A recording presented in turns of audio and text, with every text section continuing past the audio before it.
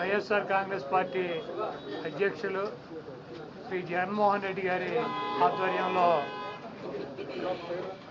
175 నియోజకవర్గాల్లో పోటీ చేసినటువంటి అభ్యర్థులతో సమావేశం ఏర్పాటు చేయడం జరిగింది.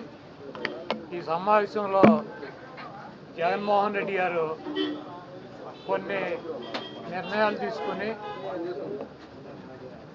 మనకి 1,33,00,000 మంది ఓటు వేశారు.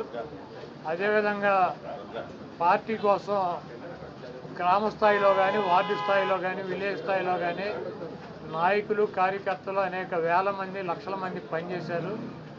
వాళ్ళందరినీ కూడా కాపాడుకోవాల్సినటువంటి బాధ్యత మందే. మీరు తప్పకుండా నియోజకవర్గాల్లో ఒక వారం రోజులు పర్యటన చేసి దాడులు జరిగినటువంటి మన నాయకుల మీద కానీ, కార్యకర్తలను కానీ మీరు అండగా ఉండాలని, అదేవిధంగా రాబోయే రోజుల్లో నేను కూడా గాయపడినటువంటి తెలుగుదేశం పార్టీ అల్లరి మూకలు చేసినటువంటి దాడుల్లో ఇబ్బంది పడినటువంటి ప్రతి కుటుంబానికి దగ్గరికి నేను వస్తాను, వాళ్ళకి అండగా ఉంటానని చెప్పి జగన్మోహన్ రెడ్డి గారు చెప్పారు. అదేవిధంగా మొన్న జరిగినటువంటి ఎన్నికల్లో ఇంత మంచి చేసి ఇన్ని రకాలైనటువంటి సంక్షేమ కార్యక్రమాలు అందించి మనం ఓడిపోయాము.